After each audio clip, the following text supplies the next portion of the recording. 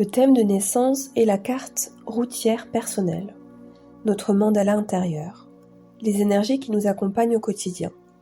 Il représente les grandes leçons et thématiques que nous rencontrons au cours de notre existence. Nous naissons tous avec des configurations célestes qui sont bien précises, qui vont venir teinter l'âme lorsqu'elle s'incarne ici. Il existe différents outils pour analyser les influences de naissance sur notre structure énergétique, comme l'astrologie, mais il y a aussi la numérologie, le tarot. Ce sont différentes grilles de lecture, différents moyens de lire l'empreinte que nous portons.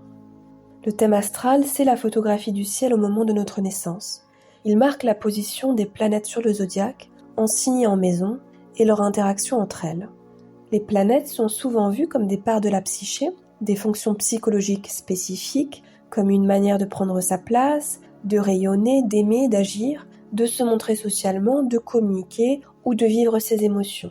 Ce sont les énergies dont nous sommes les vecteurs, qui s'expriment plus ou moins consciemment au travers de nous.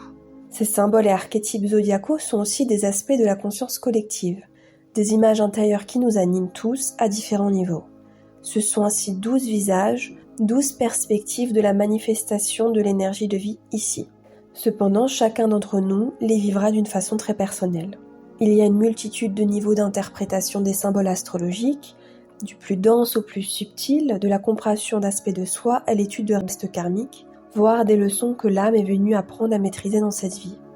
Il est important de ne pas cristalliser un sens sur un symbole, ni de faire d'un archétype qui est un champ d'expérience une prison.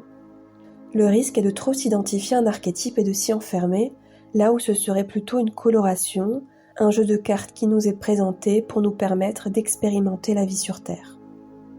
La configuration du thème reflète les grands mythes collectifs inscrits dans notre psyché, la séquence des fréquences émises par les différentes planètes lors de l'incarnation qui teinte l'âme d'une palette zodiacale avec laquelle elle sera amenée à composer. Il existe des aspects d'ombre et de lumière à chaque archétype et planète. Lorsqu'une personne est consciente et reprend son pouvoir personnel, les énergies qui l'imprègnent deviennent des atouts, des ressources, des choix conscients de l'âme pour évoluer, une expérience particulière qu'elle a choisie et non une superposition énergétique qui l'emprisonne ou la bloque. C'est un peu comme si le thème s'élevait et s'exprimait avec délicatesse. Plus la personne se connaît, s'observe dans ses réactions, travaille au démantèlement de son ego, est connectée à son cœur, en maîtrise ou témoin de ses réactions instinctives, plus la couleur zodiacale transparaîtra de manière subtile, claire et créative. La personne n'est plus contrôlée par l'archétype, mais l'utilise d'une manière unique, au service d'un objectif supérieur. Elle devient le véhicule de la tonalité haute de ce signe. Par exemple, le poisson vivra les qualités de connexion, guérison, inspiration, plutôt que la confusion, la perte de repères et la dissolution.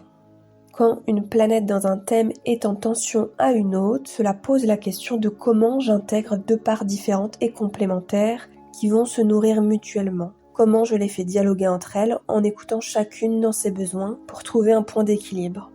L'astrologie est très utile pour dérouler nos ressentis, provoquer des prises de conscience et nous aider à nous comprendre davantage. Un peu comme une acupuncture de l'âme, comme aime l'appeler Émilie Morel.